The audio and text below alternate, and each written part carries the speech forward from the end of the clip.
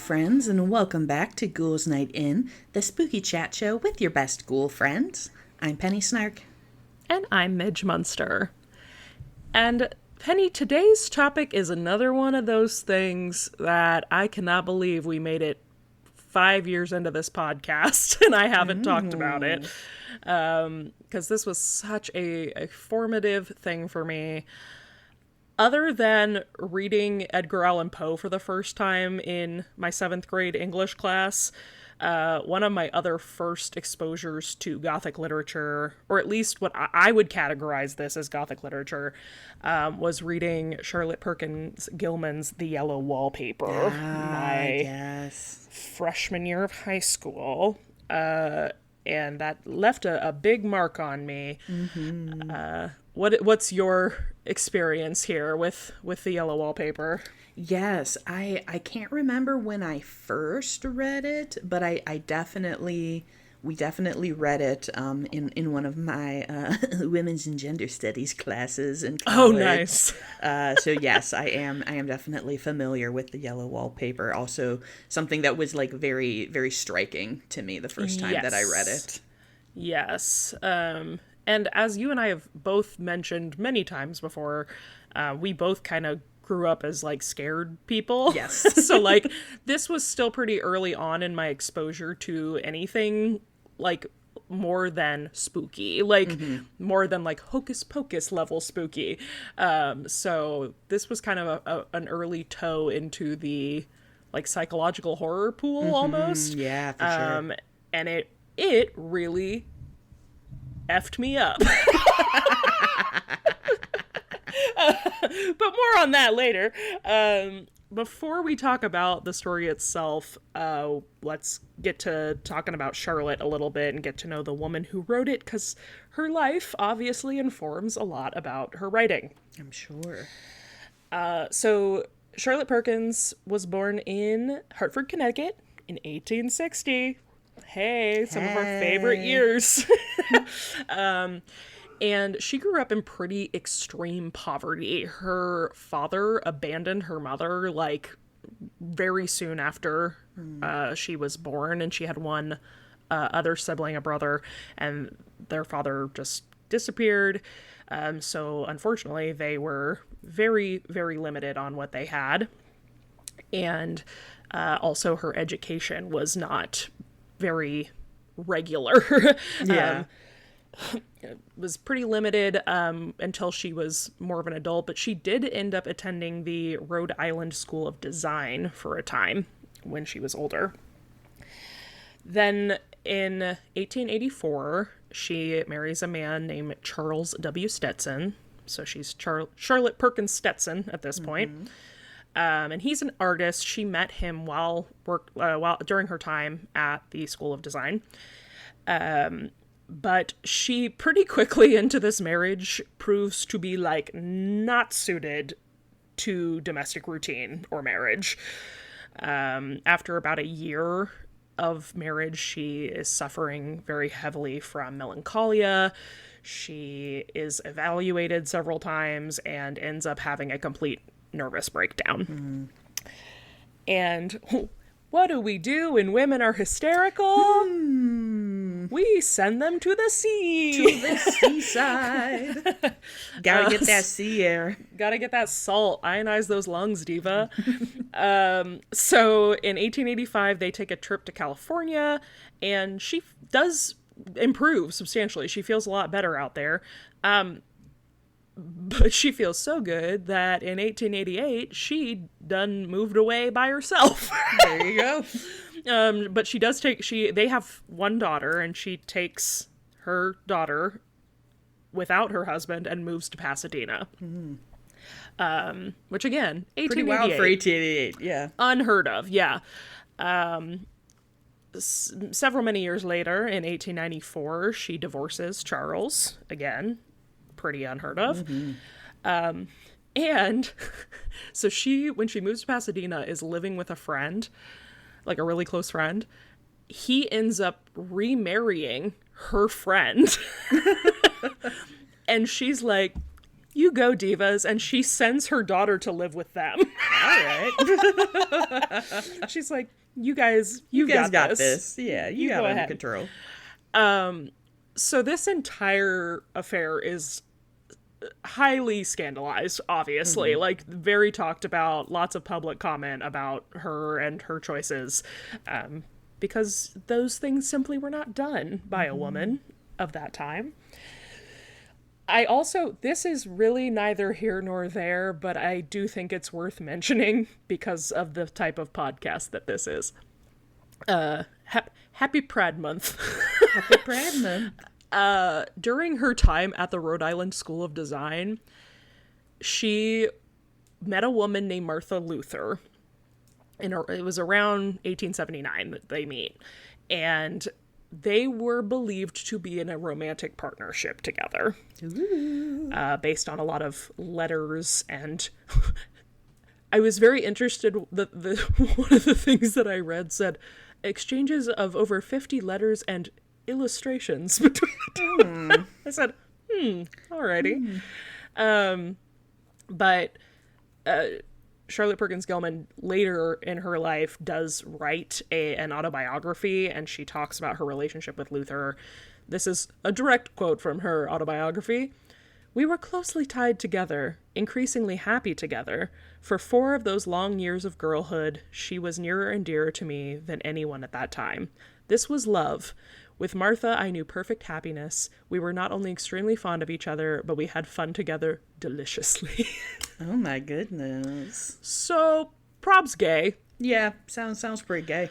And the nature of their relationship continued until 1881, when Martha up and married a man. Dang it. And then, as you might recall from previously, a few years later, Charlotte's like, fine, and marries Charles. So, fine. Was part of... Fine. Because her and Martha keep writing each other, too, for, like, years after Martha gets married. So, was part of her unhappiness simply that she was gay? Maybe. We will never know, but it definitely wasn't helping, I would assume. Yes. But it is also well documented that during her marriage to Charles, like I mentioned, they did have one daughter, and after the birth of their daughter, she suffered from what we would now know to be severe postpartum depression. But was, of course, called, melancholia. Melancholia. Mystery melancholia. Yeah, it's so weird. She's just really bummed out. She's so bummed. And a doctor was brought in for her to quote treat her, and the rest method was used as treatment, basically meaning that the doctor told her to try her best to meld completely into domestic life, either trying to bed rest throughout the day, but also like part of that was to not stress herself with intellectual things. So they told her to like never read, never write. And one of the doctor's orders was to try to have her child with her at all times to like meld her brain into motherhood.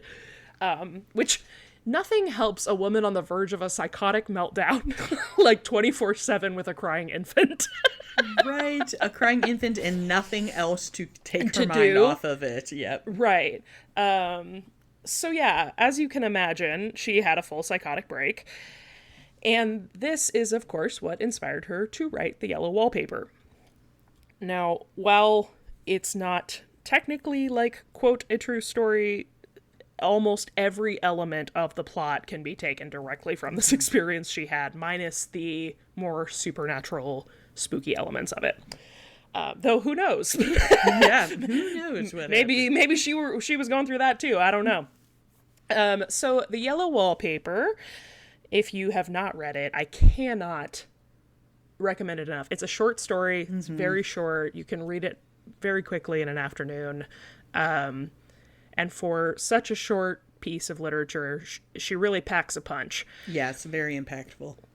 So she wrote it on June 6th and 7th. It was a two-day writing. That was just 2 days. June 6th and 7th of 1890. But this was after she left Charles, so she's writing this from her home in Pasadena, and it was printed about a year and a half later in January of 1892 in the New England Magazine. So if you've not read the Yellow Wallpaper, I mean, I was going to say brief spoilers, but we've kind of gone through it already. But centers around a woman who is, they do bring up a child. You don't, like, quote, see the child in the, but we know she has a child, so we're assuming she's postpartum. And who is being melancholic. Her husband, who is a doctor, puts her in a room and kind of, puts her to bed rest and isolation to try to make her better. And again, we see these parallels where the husband's like, you shouldn't be reading. You shouldn't be doing these things. Like, you need to rest your mind. So she's alone in a room all the time going crazy. The husband leaves to go tend to a family. And during that time, our protagonist starts descending into madness, seeing patterns in this yellow wallpaper that is all over her confinement room. And she starts to see a woman trapped in the wallpaper. What could that represent? And so she spends a majority of this just both giving us her mental process, but also we know her to be kind of like peeling at the room and trying to free the woman from the wallpaper. Like I said, my personal experience reading this the first time, by the end of it, she has had a complete mental breakdown. And this is just full spoilers ahead. The imagery of what she uses, the word creeping. She says, yes. All day and night I creep. First of all, ew. Like, the mental portrait that this paints for me is so deeply upsetting. But her husband comes back, opens the door to the room, and finds her creeping. She has, like, gouged a hole in the wall. Not a hole, but a divot in the wall from her shoulder, running around the edge of the room day and night. And her husband faints in shock when he sees her. She tells him, I'm finally free. I did it. I got out of the wallpaper. And he faints. And then she continues to creep around the room and creeps just over his body. Yes. It literally, to this day, thinking about it, because I think this is that peak thing, right, that literature can do, that film often cannot, is that there is no visual. So what 14-year-old me was picturing was positively horrific. Yes. I'm getting goosebumps talking about it with you. Yeah. Still to this day, it's kind of like scary stories to tell in the dark, like how those stories like kind of dig their little seeds in your brain and you think about them 20 years later and it still gives you the little like, ooh. And this is the first time I ever remember having that reaction to something I read. And that's obviously why it stuck with me so much. This is also one of the earliest pieces of truly like feminist fiction. Yes. Obviously she does not predate the Brontes. The Brontes, I think, would have kind of been maybe one of the like OGs. But this, and then we get Kate Chopin's The Awakening right around this time as well, which is another favorite of mine. Also, have you read Story of an Hour by Kate Chopin? Oh, I have not. It's a short story. I don't think. I have read The Awakening. I would highly recommend Story of an Hour to anyone. It sounds familiar. I'm like, I feel like maybe I did, because I read Chopin in my AP English class. You probably did read it then. Yeah, so I was gonna say we probably read the two. but I'm not going to talk about the plot here because that is one that is really fun twist. So you should go read it if you have not. But yeah, we have not really seen like true feminist fiction yet at this point, and so this is a very early example. Now, with that being said, I do have to say, because Charlotte Perkins Gilman, which I guess I didn't put this in the history, she becomes Gilman later. She remarries to another guy named Gilman. He dies of like a like random brain aneurysm or something to that effect, and then she lives out the rest of her life alone and eventually takes her own life when she's diagnosed with cancer. But for the most part, she was an independent woman, and that's pretty badass for 1890. Right, yeah. And obviously she was dedicated to being so, and made a lot of unpopular at the time decisions, yeah, to be independent.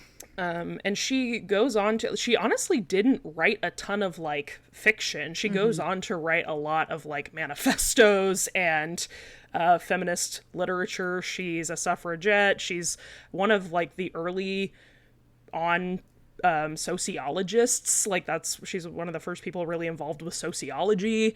Really a brilliant woman for her time and for any time. However, the reason I say that is I do have to acknowledge that her feminism was deeply problematic, as are many of the women of this time period. Yeah. Looking at it through a modern lens, if you read any of her like post-wallpaper feminist literature, many of her beliefs are based in eugenics, and it's rough. Really, really. Boo, Charlotte, boo.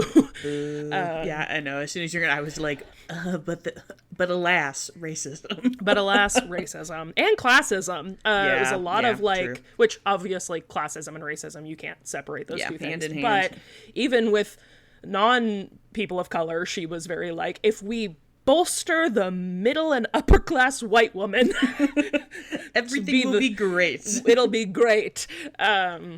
So yeah, she held some deeply problematic views, but you know, she also contributed a lot of very interesting ideas for the time. So past that, the Yellow Wallpaper has had some, I mean, the literature has had, I would say, a pretty enduring legacy. I feel like a lot of people read it in school. I am kind of surprised. So it has been my dream since I was like 17 to do a stage adaptation of this. Oh yeah. And I'm kind of surprised there is not a lot of adaptation that has been done of this piece, and that kind of shocks me. There was a film made in 2011 that I have not seen, and I only learned this a couple of days ago. Not that there was a film. Basically what happened was that there's two things. There's a short film that's fairly popular, and then there's a feature film. Mm-hmm.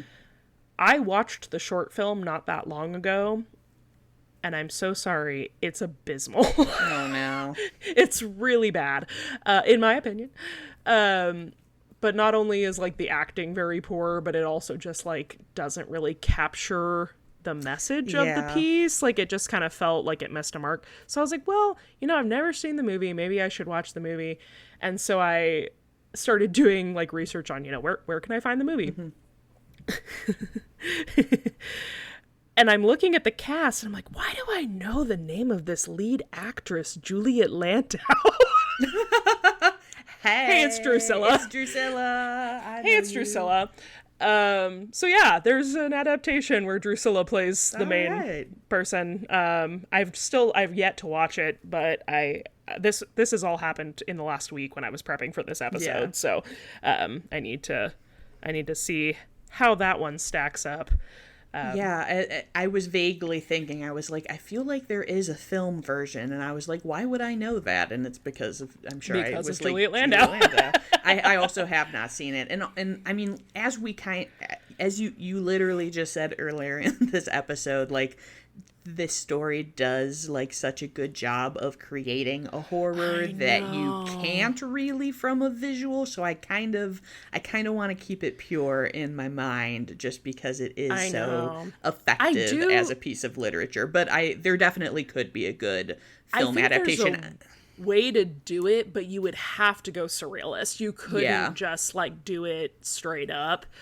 And I do think like the idea of having it be like a one-woman stage production sounds much more like aligned in my brain of what because that too I would in my mind it's like a stripped down kind of thing. So for sure I was picturing like a one-woman black box exactly show. Yes. We're on the same page. We know what's up. And that too I mean, this is not I'm like, well, why don't I'm pushing my glasses up my nose like a fancy person. I'm like, well, does theater not provide the same opportunity for a suspension of disbelief and a fill-in of your own imaginings that written literature often does? So I think I think they have theater's kinship in that way. Right. I was gonna say theater's definitely the more suspension versus like a film for sure. So I do think you're right that it's probably more effective in that landscape. Interestingly, the whole reason that this came up for me to do this episode was because of the movie Backrooms. Oh. Because, and you might be saying, Midge, what the hell does that have to do with the Yellow Wallpaper? I'm so glad you asked. A24, who produced Backrooms, I guess I watch a lot of A24 films. I guess I'm not like in the A24 verse, like I'm not like deep in the lore and the fandom. I guess they put out zines with a lot of their films. No, I didn't know. And so I got because let's be clear, I didn't even go see Backrooms yet. This ad, somebody scanned the chip deep in the back of my noggin and was like, show this to Midge. I got a targeted ad for an A24 zine that I didn't even know existed for Backrooms because it was the Yellow Wallpaper. Huh. Like, the title of the zine is The Yellow Wallpaper, and it's got like a cover that looks like the Yellow Wallpaper imagery. But when I first saw it, I didn't understand what it was. So it just said The Yellow Wallpaper with the very clear imagery that I recognized to be the book or the story. But then the byline said Kane, I can't remember his last name, the director of Backrooms. And I was like, oh, is he making a movie? It looked like a film poster. Kane Parsons, that's his name. And my, of course, my immediate gut reaction, rage. Yeah. I was like, a man? A man on the Yellow Wallpaper? And so then I go digging and I find out it's a zine, but it's also like a zine, but in the sense that it's a reprinting of her story, but with his name on it, and there's like different illustrations. I don't know.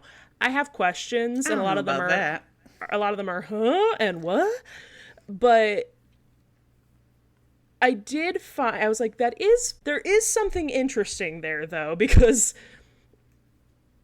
obviously the like doy is that the Backrooms have yellow wallpaper. When you were like, what's the connection? I was like, well, I haven't seen the movie, but I've seen the still, and it does look pretty yellow in there. No, right.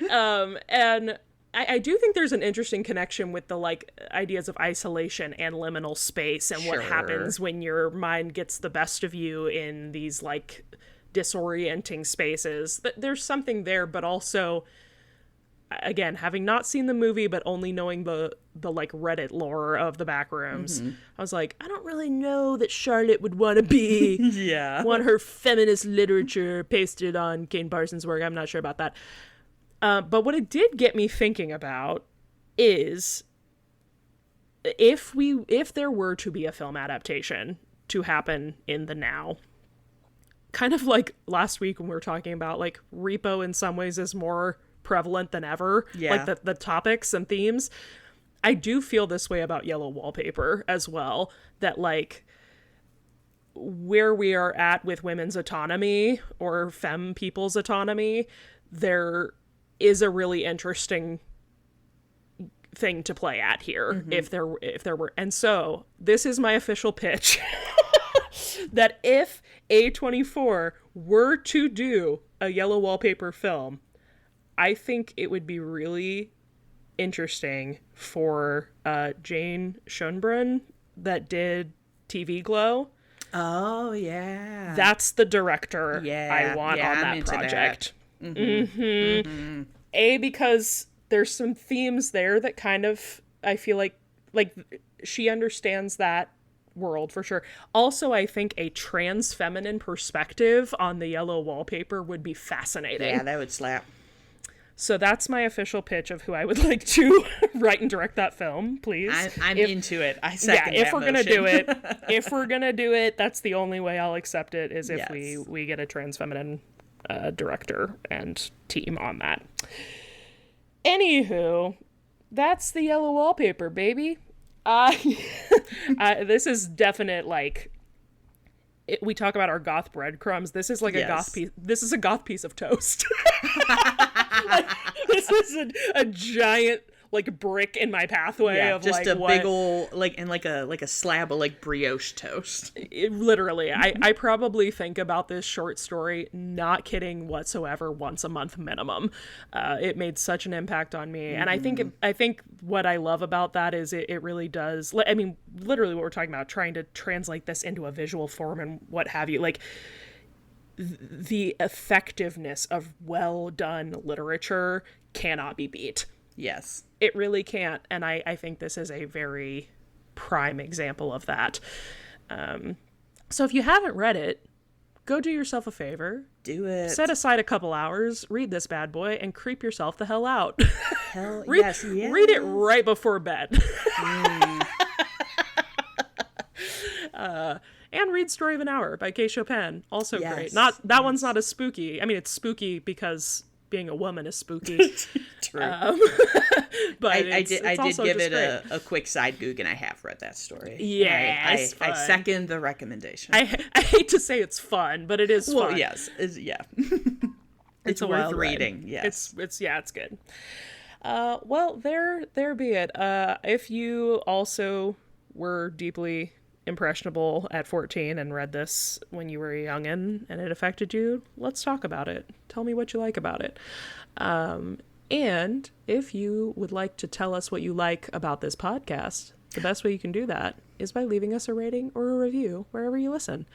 If you can't leave a rating on, I think Apple Podcasts is one of the only places that does ratings or like stars. But you can also leave us comments on Spotify. You can DM us on Instagram, send those right to our inbox, and we'll read them here. Are we out of fresh hot reviews? We have some great Spotify comments to still share. Spotify comment. Yes. So this one, I have seen you on Instagram, friend, and loved your username. This is from Vampire's Little Capri Sun. That's awesome. Which is so good. It says, freshly dropped review covered in vulture stomach acid right here. Hell yeah. Just want to say I adore listening to the pod. Longtime fan who's been listening to every episode and loving them all. I work in a greenhouse and you guys are right there with me as if you're a fellow spooky person in the room. Every episode is just the right amount of creepy, kooky, and queer positive that the world needs. 100 out of 5 stars to both of you. Sincerely, big fan from the UK. Oh my gosh, we each get 100 stars. Oh my god. Wow, that's gonna keep me going for at least a month. I'm gonna spend those all in one place. I just all know in it. one place. Buy yourself something real nice. Yes, girl. Well, thank you so much for listening, and I hope that your greenhouse is full of really cool poisonous plants. Yes. If you would like to keep up with the podcast, you can do that in one of two ways. You can follow us on Instagram at Ghouls Night and Pod, or you can join us and all the other wonderful ghouls who listen over on our Discord. Really fun chatting and hanging out over there. You can find that information in the show notes or in the link in our bio on Instagram. And if you're looking for me, you can find me all over the web at Midge Munster. And you can find me at Penny Snark. And until next time, good.